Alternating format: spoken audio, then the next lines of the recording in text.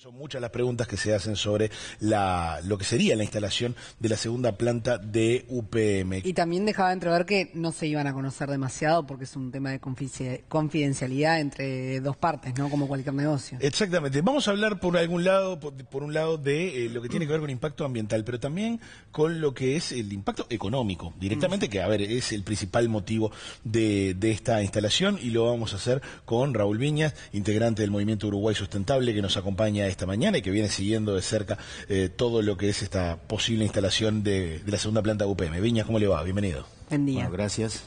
Un placer estar acá con ustedes. Y sí, realmente, desde el año pasado hemos conformado un grupo multidisciplinario que estamos estudiando diferentes aspectos que tienen que ver con, no solamente con la planta de celulosa posible nueva, sino con las que ya están existentes. Entre otras cosas, hemos analizado, por ejemplo, los beneficios económicos para el Uruguay que tiene esa planta, que son absolutamente nulos. O sea, realmente, más allá del trabajo directo que da dentro de la planta, hoy la cadena forestal en nuestro país finaliza al momento que los troncos ingresan a las plantas de celulosa, tal cual sucedería si esos troncos ingresaran al puerto de Montevideo, Nueva Palmira o cualquier otro a ser exportados a otro lado. O sea, Uruguay lo que exporta y lo que produce es la madera. El resto es un producto de zona franca que lo único que se hace después es sumar esa producción, porque las zonas francas están fuera del territorio aduanero uruguayo, pero se suma igualmente al PBI, con lo cual artificialmente nos incrementa el PBI nacional. El PBI, para que tengamos todos claro, es un poco como el colesterol. Hay PBI bueno y hay PBI malo. Hay colesterol bueno y hay colesterol malo. En el caso del PBI generado a partir de la actividad de las zonas francas, que es un PBI que no ingresa dentro de la economía nacional, es un PBI malo. ¿Tá? Y lamentablemente también hay veces se hacen proyecciones de ubicar gastos en porcentajes de ese PBI, que es como que tú dijeras que cobras todo el sueldo que te llega, todo lo que te asigna la empresa a título cobras, sin contar que en realidad hay parte que nunca la ves porque va para otras cosas, como son la asistencia social o la seguridad social. Claro, por otro lado, y remitiéndonos a los ejemplos ya existentes, sin duda va a generar esta instalación trabajo directo, pero ¿en cuánto tiempo ese PBI favorable y esa fuente de trabajo directo, digamos, pueden llegar a empezar a extinguirse? Porque tuvimos con la instalación de la primera planta UPM un gran boom en la construcción, pero hoy por hoy muchos de esos empleos, ya sea para UPM, para Montes del Plata y demás, ya han dejado de existir. Por supuesto. Por ejemplo, el señor presidente, no hace mucho tiempo atrás, habló de 8.000 empleos dignos. Sería bastante más del tope de empleo que se logró, tanto sea con la planta UPM-1, vamos a llamarle así, o con la planta de Montes del Plata. Pero por otra parte, ¿son en realidad empleos dignos o son simplemente changas de algunos meses que no duran total todo el proceso más de 3 años, a partir de la cual toda esa gente tiene que ir buscando otro lugar para trabajar? Yo entiendo que el Zunca, la parte de la construcción... Pero eso pasa con cualquier construcción de un edificio también. Es un tiempo, termina de construir... Perfecto, pero ¿qué es lo que sucede? Cuando se habla de un edificio, no se habla tanto de todo ese trabajo que se genera al hacerlo, sino que se habla de que después queda el edificio, que tiene un valor arquitectónico, o que es una planta que va a generar dinero al país y que va a generar trabajo de verdad dentro del territorio. En el caso de estas plantas que quedan instaladas en zonas francas, que sería quizás lo primero que tenemos que discutir, al partir de que se termina la construcción, el efecto económico para el país, el efecto económico real, es absolutamente nulo. O sea, en realidad no nos genera ningún beneficio fuera del sueldo de esos 200 o 300 empleados. Otra cosa sería si, aunque sea estas plantas, generaran dentro del país una cadena de producción alrededor de ella, más allá de la materia prima que es la madera. Aclaremos que la madera se la autocompran a sus empresas forestales en más del 70%. O sea, en realidad, fuera del sistema UPM Montes del Plata y sus subsidiarias forestales, queda una muy pequeña porción de la producción forestal nacional. Entonces, ahí lo que nosotros tenemos que ver es, ¿vale la pena que se instalen de esta manera? ¿Nos sirve para algo? ¿No habrá que repensar ese modelo? ¿Cuántos millones de dólares ha invertido el país en renuncias fiscales para desarrollar el sector forestal? ¿No sería el momento de que ese sector forestal nos generara alguna ganancia? ¿No sería el momento de ver cómo hacemos que eso verdaderamente desarrolle el país? Yo les decía que desarrollar una cadena productiva alrededor, por ejemplo, de insumos. Las dos plantas actuales compran menos de 40 millones de dólares anuales dentro del país. Y gran parte de eso, más de la mitad, es full oil, que le vende ANCAP. Justamente la semana pasada estábamos publicando que ese full oil que le vende ANCAP se lo ha llegado a vender el año pasado a 6 pesos al litro. Y a fines de año y este año se lo está vendiendo a 10 pesos. Si ustedes quieren comprar full oil al 1% de azufre a ANCAP hoy, lo tienen que pagar 22 pesos más IVA, 27 pesos. ¿A qué esa diferencia? ¿Por qué a las plantas de UPM y Montes del Plata se les vende incluso por debajo de los costos internacionales y por eso le compran a ANCAP? Claro, Viñas, usted decía que han conformado un grupo multidisciplinario. Por supuesto que están mirando de cerca todo lo que tiene que ver con la parte económica, lo que venimos hablando. Si hablamos de que UPM sería sinónimo de renuncias fiscales, si hablamos de la gran inversión que hay que hacer a nivel de vialidad y de infraestructura, ¿dónde ve usted el negocio o el equipo que usted integra? Y realmente lo único que vemos es ese pico de actividad que se lograría durante la construcción. O sea, de 2019 hasta... Yo creo que la mira está puesta en octubre del 19. En las elecciones, usted dice. Ciertamente. Yo creo que esto se está jugando a ese punto, principalmente. Creo que ahora no va a salir tan así, pero va a haber una actividad desarrollada a partir de esa planta. ¿Usted no ve que sea algo, digamos, que se extienda por más tiempo, que pueda garantizar, no sé, al menos una década de... No, una década nunca. Un par de años sí, una década jamás. Y Ahora, a partir de ahí... usted dice que en Uruguay no tiene ningún tipo de beneficio con ninguna de las plantas que están instaladas ni con la que se van a instalar. Sin embargo, hoy en el diario El Observador dice que la pasta de celulosa va a ser, con esta nueva planta, el mayor rubro de exportación por encima de la carne, la soja o el turismo. Y Sí. eso no nos trae ningún Hace beneficio unos años atrás de se dijo nada. el hierro también, pero el tema es que no son exportaciones de Uruguay. La celulosa no la exporta el Uruguay, ni siquiera pasa por aduana, ni siquiera tenemos control sobre esa porción de nuestro territorio para saber cuánto exportan. El número que figura como exportación ahí es un número que da la oficina Uruguay siglo XXI, Uruguay XXI o algo así, que después se lo pasa a la OPIPA y que sale por todos lados y que dice la producción de celulosa fue de 1.100, 1.200 millones de dólares la venta de celulosa. Ese número en realidad nos lo dan las plantas. Lo que nosotros le exportamos a ellos, la verdad, lo único que Uruguay le exporta, son 500 y algo de millones de dólares reales de madera, que van en las mismas condiciones en camiones, después de ser cosechada o sacada del campo, como ustedes le quieran poner, a partir de un monocultivo, a partir de un plantío exclusivamente de eucalipto, como puede ser un plantío exclusivamente de trigo, de soja, de lo que ustedes quieran, ¿no? Pero tenemos que reconocer eso, que viene a partir de ahí, que va a la planta en forma de madera y que a partir de ahí no hay ningún beneficio para el país. Y si todavía, como estábamos diciendo recién, le estamos regalando el combustible en algo que esperamos que ANCAP conteste, porque ANCAP fue interrogada y todavía no contestó sobre eso, el por qué le vende a ese precio, no condice ni con ventas por volumen ni con deducción de impuestos que pudiera darse en una exportación.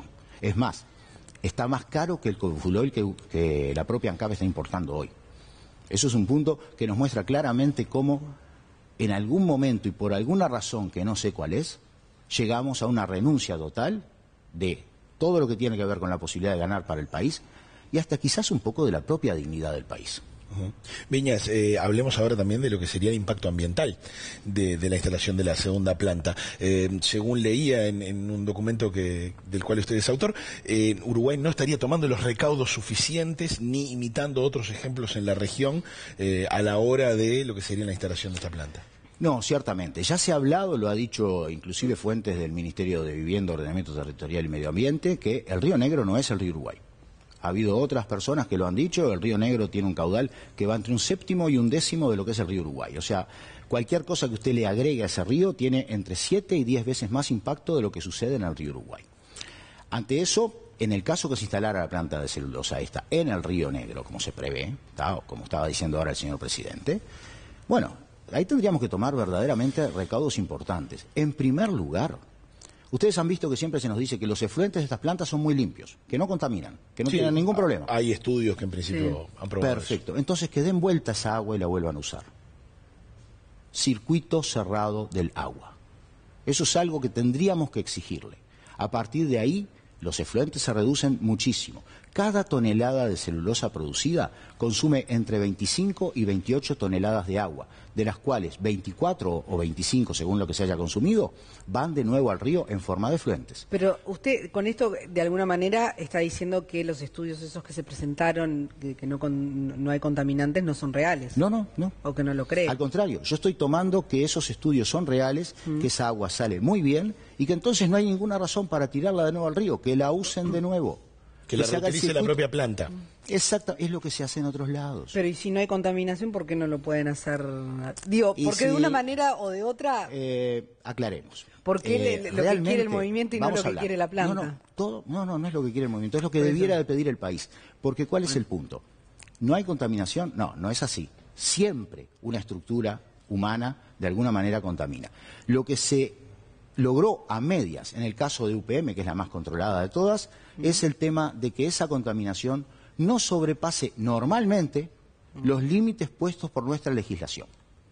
Y digo normalmente porque en muchos casos, y está registrado en el sitio web de la Dinama, esa contaminación sobrepasa los límites. ¿Tá? Entonces, el tema es que en el Río Negro todavía no es lo mismo que el Río Uruguay, y si le volcamos la cantidad de fuentes con una planta que supuestamente produciría el doble de las actuales, vamos a generar un impacto mucho mayor. La solución a eso es que el circuito de agua sea cerrado. No se le pide gran cosa a la planta bombea del río para tomar de nuevo. Bueno, la que ya bombeó, que ya la tiene arriba, que la puso en las piletas de decantación, que la limpió, que la dejó pronta, que le dé la vueltita y la haga entrar de nuevo. No es el único requerimiento que debiéramos de pedirle a esta planta. Usted hablaba también de un proceso industrial libre de cloro. Exactamente. Se nos dice que se instalarían con la mejor tecnología disponible, pero se han instalado con la mejor tecnología disponible con cloro. En el mundo hoy, incluso en nuestra región, ya ha pasado en Chile, se están exigiendo a las plantas de este tipo que tengan tecnología libre de cloro. ¿Cuál es el perjuicio, digamos, primero a la hora de utilizar? El cloro es un veneno. Usémoslo como lo usemos, ¿tá? Nuestra biología y toda la biología del planeta Tierra no se adapta al cloro. Es algo así como el plomo, que lo tenemos que evitar. Es un elemento básico que en contacto con la biología nuestra nos produce problemas. Entonces, cuanto menos cloro tengamos dando vueltas en el sistema, cuanto menos cloro se vierta al ambiente, es mejor. Pero volvamos primero a lo primero de todos. La primera pregunta que tendríamos que hacernos es, ¿para qué instalar otra planta de celulosa? ¿Y usted cree que el gobierno no se hizo esa pregunta? Yo creo que sí que se la hizo. Lo que quizás no estemos de acuerdo, porque lamentablemente cuando nosotros preguntamos cosas, normalmente o no se contesta o se larga la discusión hacia otro lado. ¿Tá? Pero yo creo que se la hizo y quizás encontró la respuesta por el lugar del corto plazo. Nosotros no pensamos a corto plazo. Nosotros cuando trabajamos normalmente, así como lo hicimos en el momento con Aratirí, como estamos haciéndolo ahora con el tema del fracking, donde estamos impulsando a nivel del Parlamento la ley para que se prohíba, tanto en diputados donde se está estudiando, como ya conversando con senadores, donde por suerte en la ley de fracking hemos encontrado en todos los partidos un corte transversal a favor de esa ley y que esperamos que salga en diputados con 99 votos, por unanimidad. Bueno, en esos temas hay que pensar a largo plazo. No podemos hipotecar el país de nuestros hijos y de nuestros nietos por 3 años de empleo, entre comillas, como yo decía hoy, más bien de changas, ¿no? Yo entiendo que el gobierno debe haber hecho sus cuentas y debe haber hecho sus cosas, porque tiene un montón de gente, son muchos más que nosotros. Nosotros somos unos pocos. El gobierno tiene toda la estructura del Estado para desarrollar ese tipo de estudios. Mucha gente del Estado ha hablado con nosotros y nos ha dicho, muchachos, ¿saben qué? No estamos 100% seguros de esto, y nos han pasado información. Y nosotros la utilizamos. La diferencia es que nosotros salimos a decirla. Salimos a decirla y planteamos la discusión abierta, con quien quiera discutir y con argumentos, no igual, con consignas. Usted, quizás yo entendí mal, ¿no? Pero es como también un poco disparatado creer que todo este movimiento y que el gobierno quiere instalar esta planta, ¿no? Obviamente, en nuestro país, solo con un fin electoral. No, yo no digo solo con un fin electoral. Yo digo tiene que haber otro, o sea... la situación del país seguramente no es buena. Habría que consultar al Ministerio de Economía, habría que consultar al Ministerio de Industria. los permisos de nuevas empresas para instalarse, los nuevos proyectos. Tiene que haber otro beneficio para Uruguay, porque si se plantea en esos términos que usted los plantea, es un poco disparatado. Yo quisiera pensar como vos, Sofía. Quisiera pensar como vos. Pero como científico, lo que tengo que decir es, muéstrenmelo. Díganme cuál es. Alguno de los voceros del gobierno. La empresa no habla. El comunicado de la empresa, aclaremos, tampoco dice voy a instalar una planta. No, el no, comunicado es del otro bastante día, más... No tiene nada que ver. Pero algún vocero del gobierno ha dicho Uruguay ganará tanto o Uruguay ganará tal cosa con la instalación de esa planta. Hasta ahora cifras no se han manejado, de hecho. No, ni cifras ni posibles beneficios. Por otra parte, veamos la situación regional. ¿Qué está pasando ahora en Argentina, en Entre Ríos? En Argentina, en Entre Ríos, se está discutiendo la posibilidad de derogar la ley para venderle madera a las plantas de UPM y de Montes del Plata. O sea, que la madera de Argentina cruza el río. Y eso no se mueve solamente desde Entre Ríos. Eso son las propias plantas, porque si se llegara a instalar hoy la planta del tamaño que quieren instalar, no tenemos madera para alimentarla. Y ahí viene la otra cosa. Instalando esta tercera planta, las necesidades de madera aumentan. Y se habla en algunas partes, yo lo he leído varias veces, de que Uruguay tiene todavía mucho terreno con prioridad forestal para forestar. Pero ese terreno hoy está ocupado. Normalmente está ocupado o con serranía, monte de serranía, otros ecosistemas que acompañan la vida de los seres humanos en este territorio y a los cuales les debemos respeto y cuidado. Los seres humanos tenemos una responsabilidad grandísima. Somos el mamífero en la Tierra cuyo peso adulto supera los 20 o 30 kilos, más abundante. Hay más seres humanos en el mundo que vacas. Hay más seres humanos en el mundo que ovejas. Hay más seres humanos en el mundo que cerdos. En el caso de Uruguay es diferente. En el Uruguay el mamífero más abundante es la vaca, después la oveja y después el ser humano. Tenemos que cuidar eso también. Y además tenemos que acordarnos cuando hacemos las cosas que no somos solo nosotros. La gran mayoría tenemos hijos, tenemos nietos. Y bueno, tenemos que pensar en eso también. La responsabilidad es nuestra. Las cosas que hagamos hoy van a tener consecuencias. Y aunque sea, si las hacemos, que ganemos algo. En el caso de estas plantas, lo que tú decías, Sofía, seguramente quizás haya algún beneficio, pero ¿por qué no lo dicen entonces? Yo no digo que digan los números, solamente que expliquen.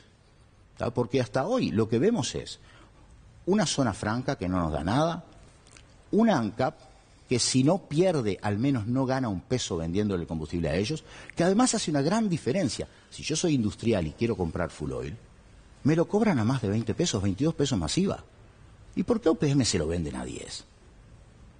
¿Cuál es el punto? Usted sugería, Viñas, que digamos, debido a la demanda de producción habría una deforestación grande.